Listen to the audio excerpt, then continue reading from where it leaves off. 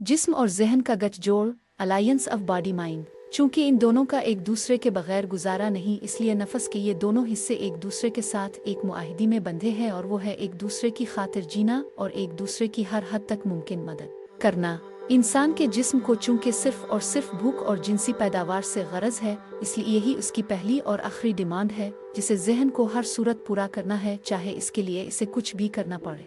नफस का तीसरा हिस्सा यानी हवासिस सारी सूरत-ए-हाल में गुलाम का सा किरदार अदा करते हैं। जिस्म की हर किस्म की भूख दूर करने के लिए जहन इंसान को, चाहे वो मर्द का हो या औरत का, दुनियादारी के अजीम जाल में खुद अपनी मर्जी से फंसना पड़ता है। ये खालिक कायनात का मंशाक है कि इंसान को आजमाया जाए, इससे फरार मुमकिन नहीं और ना ही किसी भी सूरत काबिल सिताइश है। जहन के लिए सबसे ज़रूरी काम जिस्म को जिंदा रखना और उसकी डिमांड्स को हर वक्त पूरे करता रहना है, क्योंकि जिस्म की मौत जहन की नाकामी है।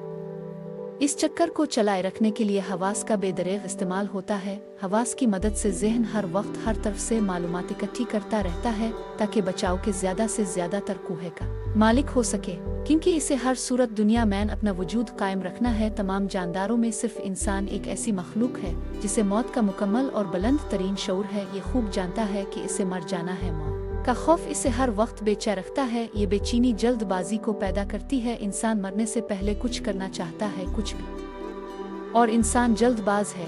इलासरा 11।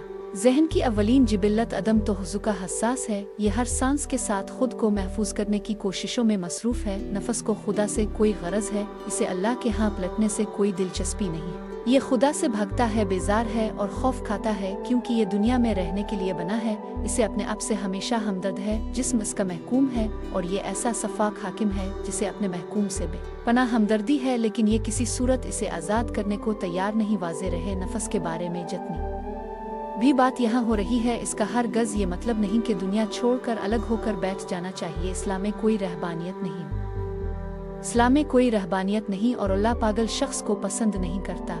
ये एक अटल हकीकत है कि हमें इस दुनिया में इसी वजूद और जहन के साथ जीना है। ख्यालात से मुकम्मल नजात कभी मुमकिन नहीं है। नफस की पेचीदगियों को मुकम्मल तौर पर जान लेने का दावा सिर्फ और सिर्फ दिमागी खलजान ही कहला सकता है। असल राज ये है कि जहन की फितरत है कि जब ये किसी शय को जान लेता है तो इस शय की अहमियत, ताकत और हैबत इसकी नज़रों में हमेशा के लिए ख़त्म हो जाती है। नफस का इल्म हासिल कर लेने के बाद जहन आसित्ता आसित्ता नफस की कैद से आज़ाद हो जाने को मुमकिन समझने लगता है। वो जान लेता है कि वो सिर्फ नफस नहीं है। जैसे जैसे आप इस किताब में आगे बढ़ते चले जाएंगे, वैसे वैसे आप पर आपके नफस के अफ़ाल, कमालात, असरार और किरदार अयन होते चले जाएंगे। ये आपके जहन के लिए नई मालूमात है, ये नया डेटा है। इससे आगाह हो जाने के बाद जहन ने उसके नस्बहू जाने के बाद आपकी अहमियत आपकी अपनी नज़रों में तब्दील होना शुरू हो जाएगी। आपके और आपके नफस के दरमियान एक फासला पैदा हो जाएगा।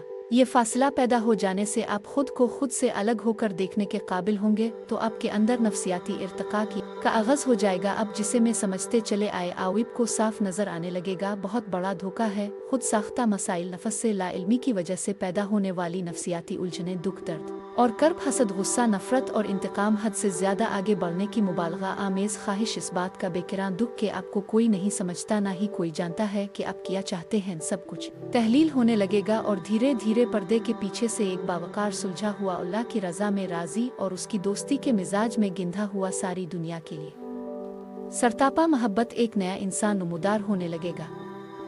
नफस की तरबियत, इसे असल इल्म की फराहमी से ही मुमकिन है। इस्लाम में नफस को मारा नहीं जाता, बल्कि इसे अल्लाह की राह में मुसलमान किया जाता है, अपना साथी बनाया जाता है, सबसे वफादार और मुखलिस साथी, जो बगैर इल्म के हमारा सबसे बड़ा दुश्मन है।